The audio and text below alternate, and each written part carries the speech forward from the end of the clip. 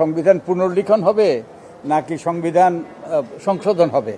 বস্তুত পঞ্চদশ সংশোধনের মাধ্যমে পুরো সংবিধানটাই পুনর্লিখন হয়েছে, যাতে জনগণের কোনো সম্পৃক্ততা ছিল না, তারপরে সংসদেও আলোচনা হয় নাই এবং পদ্ধতিগত ত্রুটি এবং এই সকল গুরুতর আরও সাবস্ট্যান্টিভ ত্রুটি সত্ত্বেও।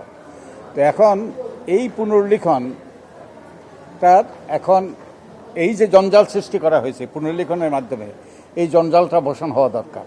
তো এই জঞ্জালটা অবসান করার লক্ষ্যেই আমরা কিন্তু আদালতে শরণাপন্ন হয়েছি। তো আমরা আশা করি যে আদালত থেকে আমরা পাবো, রিমেডি পাবো, এবং আমরা আশা করি যে আদালত পঞ্চদশ সংশোধনীকে বাতিল করবে এবং একই সাথে আমাদের জন্য একটা নূতন ভবিষ্যৎ সৃষ্টির একটা সম্ভাবনা দ্বার উন্মোচন করবে।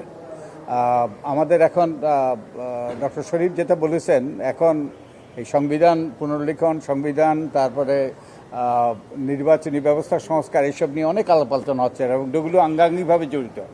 তো আদালতের নির্দেশনা এবং আদালতের রায় আমাদের কাজগুলোকে সহায়তা করবে, তো এবং জাতীয় এর থেকে অনেক জঞ্জাল থেকে পরিত্রাণ পাবে। তো আমরা সেই লক্ষ্যেই আদালতে শরণাপন্ন হয়েছি।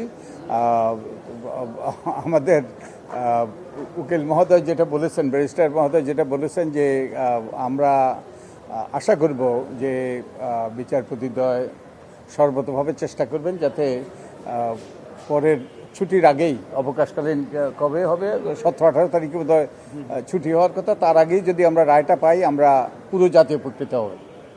নির্বাচন কমিশন সংস্কারের পুরো প্রক্রিয়া কি এই রায়ের দিকে তাকিয়ে থাকবে, অপেক্ষায় থাকবে?